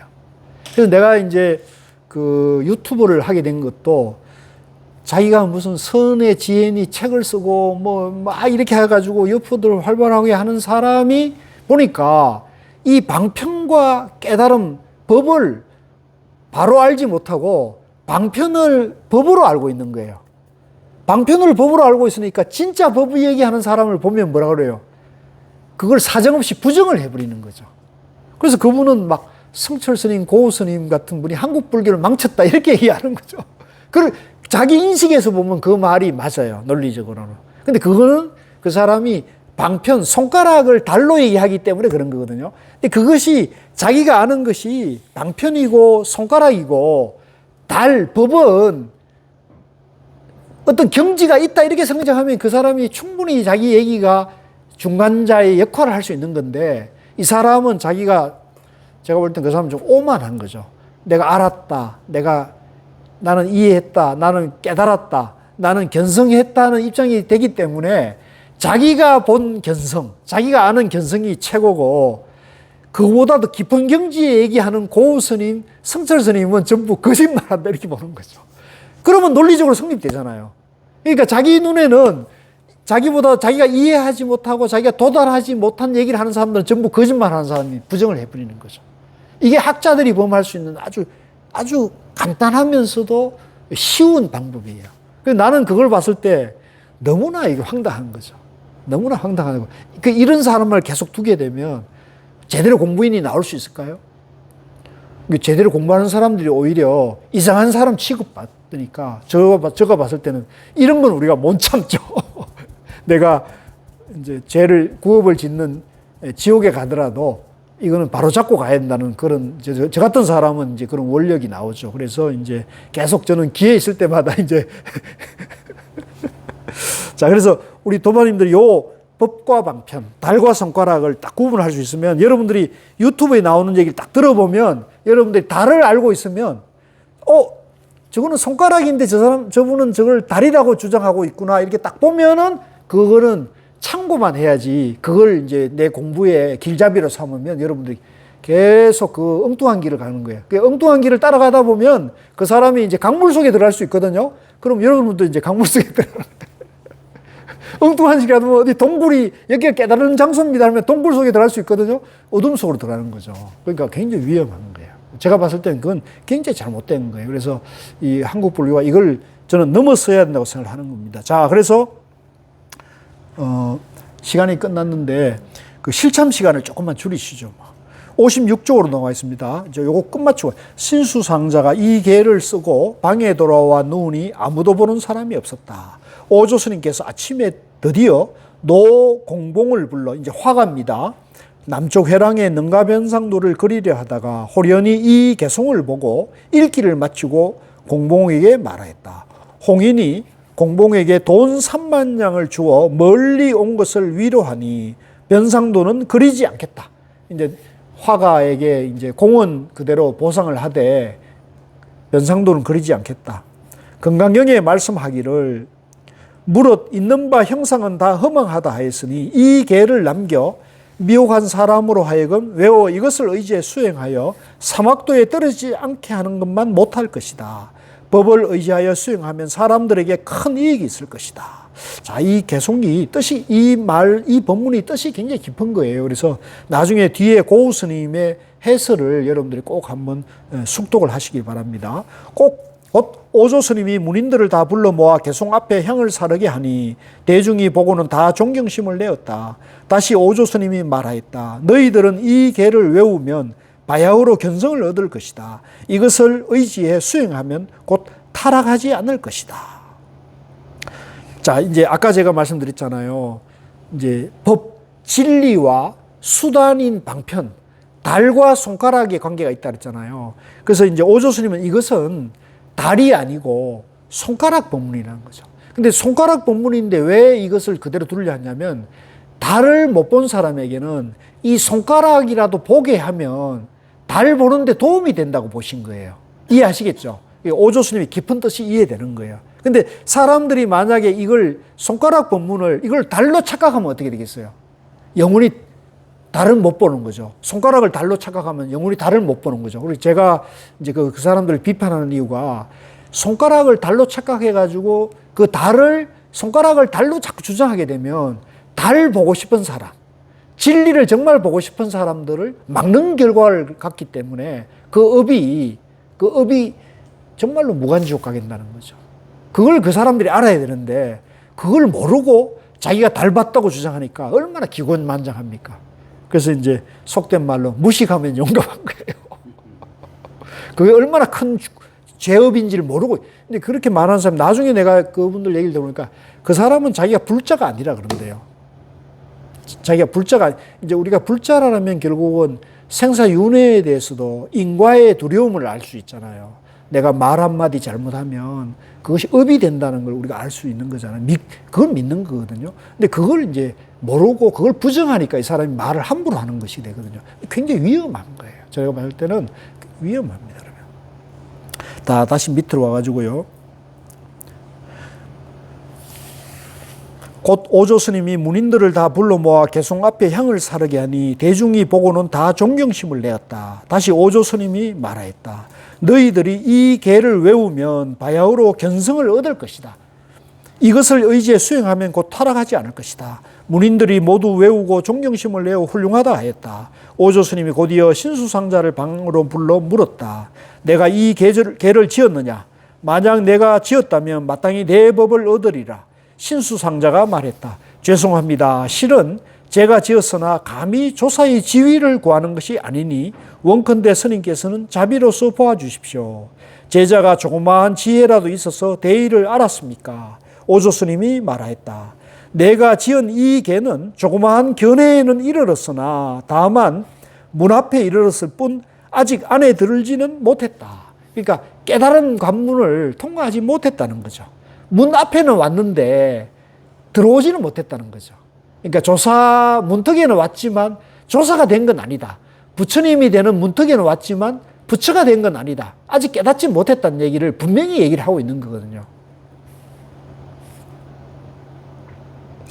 범부가 이 개송을 의지에 수행하면 곧 타락하지 아니하나. 그렇죠. 그래도 이렇게 계속 애쓰면 타락하지는 않는다.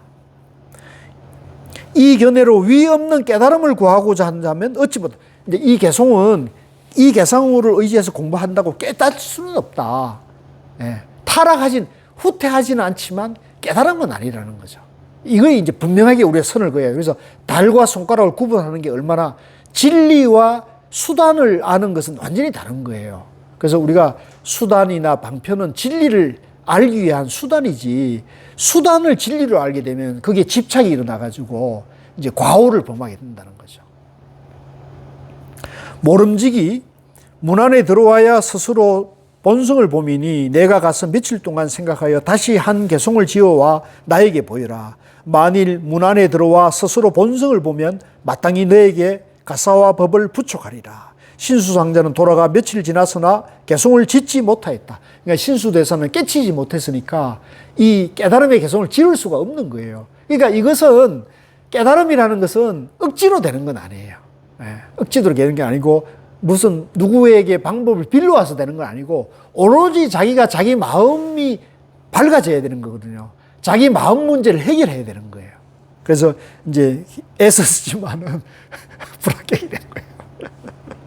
자, 그 다음에 그 정계 요 마저 하고 마칠게요. 62쪽에 한 동자가 방앗간 앞 옆을 지나면서 이 개송을 소리내어 외웠다. 이제 오조 스님이 그렇게 외우라 그랬으니까요. 이 동자가 외운 거죠.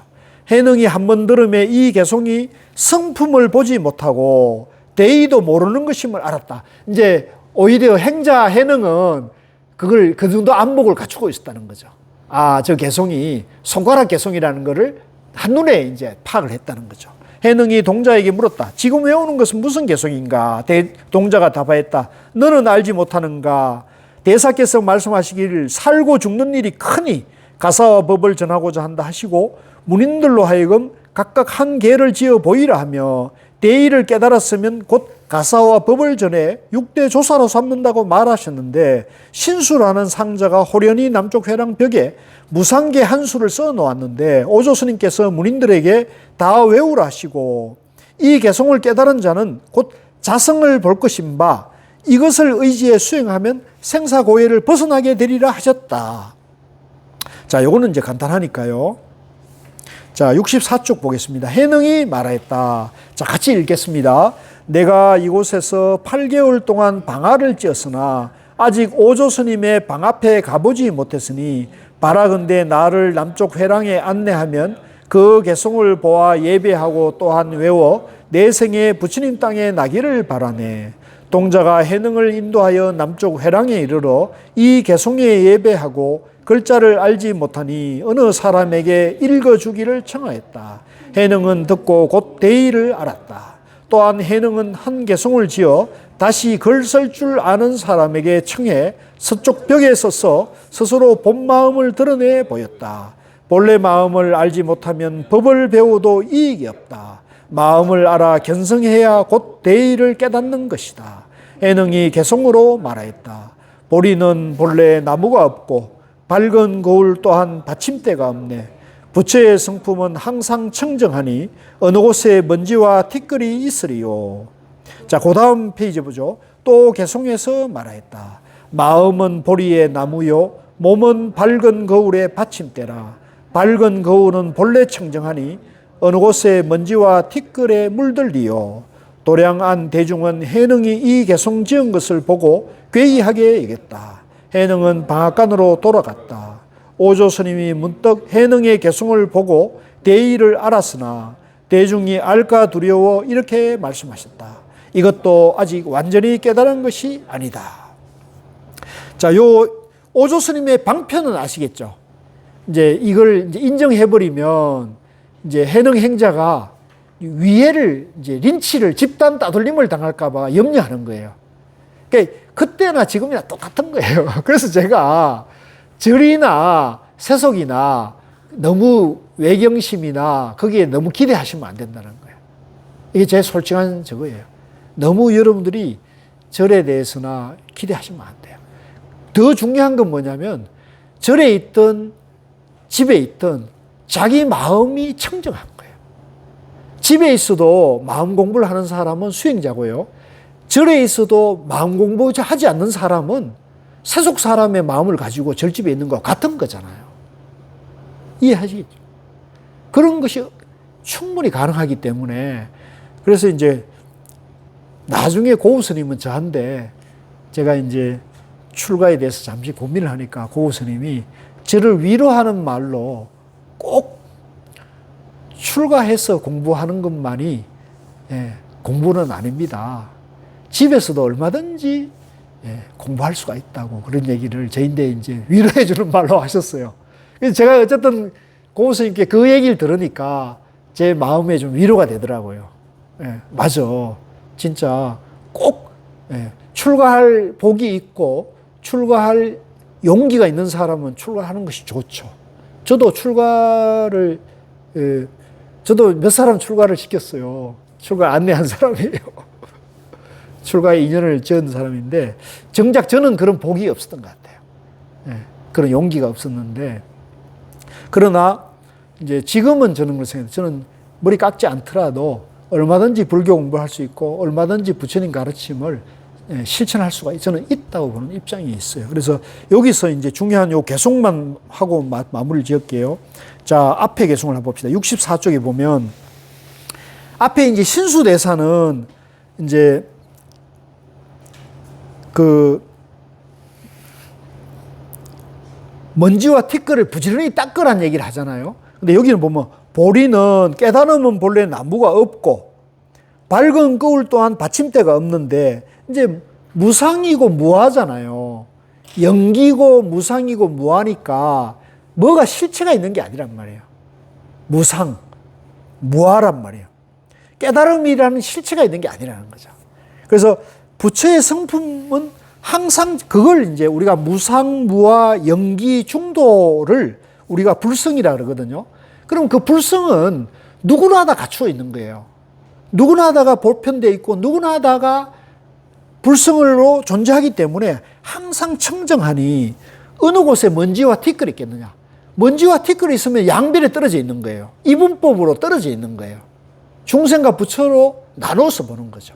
그래서 그 분별심, 이분법적 사고를 분별심을 버리면 바로 우리가 본래 청정하다는 거죠. 그러니까 여기서는 부처님이 오조 스님이 부처된 얘기를 해오라 그랬으니까 그게 없다. 먼지와 티끌이 없다. 본래 우리 마음이 깨달아져 있다. 본래 우리 마음이 청정하다. 이 얘기를 한 거죠.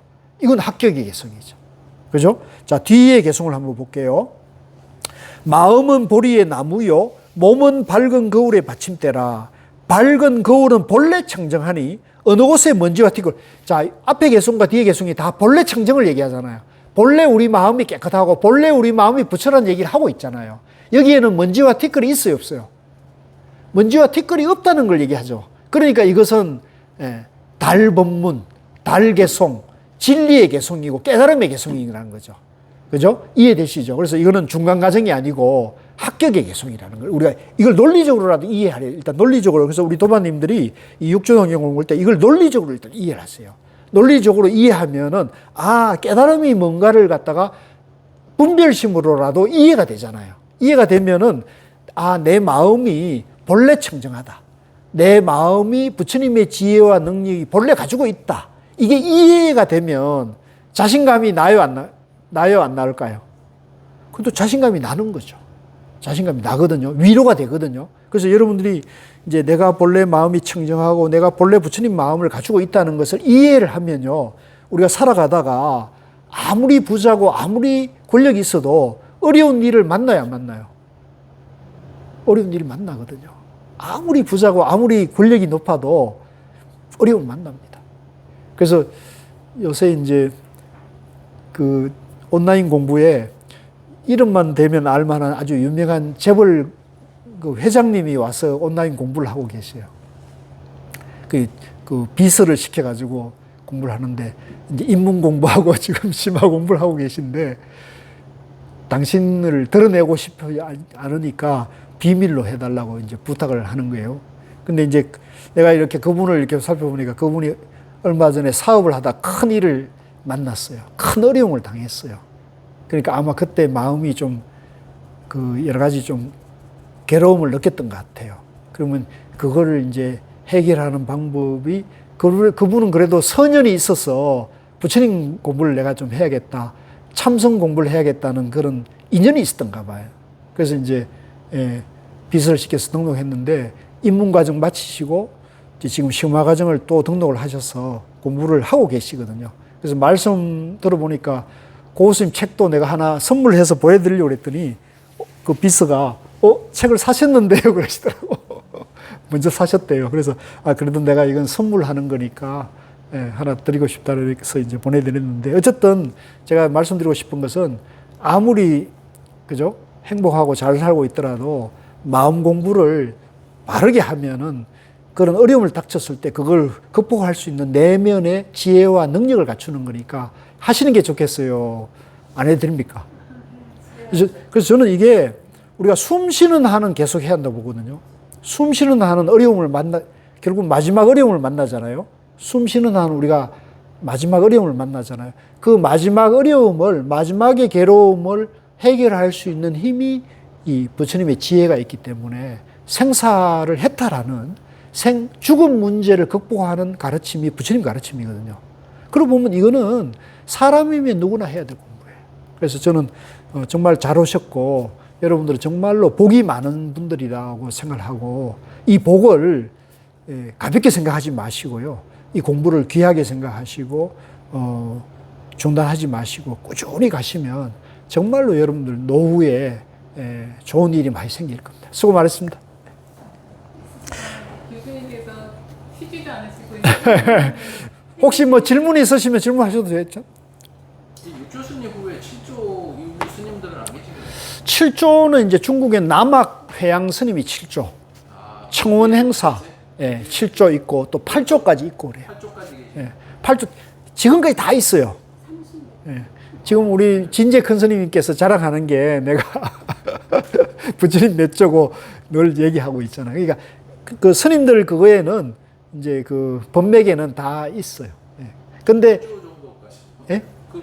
지금 60대까지 갔죠. 예, 60대까지 갔는데 근데 그게 증명하기는 어렵잖아요. 그래서 이제 고우 스님 같은 분은 그것도 이제 견해가 다를 수 있는데 고우 스님은 그런 거는 중요하지 않다고 봤어요.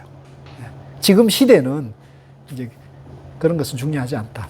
마음이 이제 바로 청정하냐, 마음이 바로 깨쳤느냐, 마음을 바로 쓰느냐 안 쓰느냐지 내가 몇 대 줬는데 해놓고서는 면허증을 받아놓고 엉뚱하게 갈 수도 있잖아요. 그러니까 그건 중요한 게 아니라. 자, 그러면 오늘 수고 많으셨습니다. 열심히 하십시오. 예.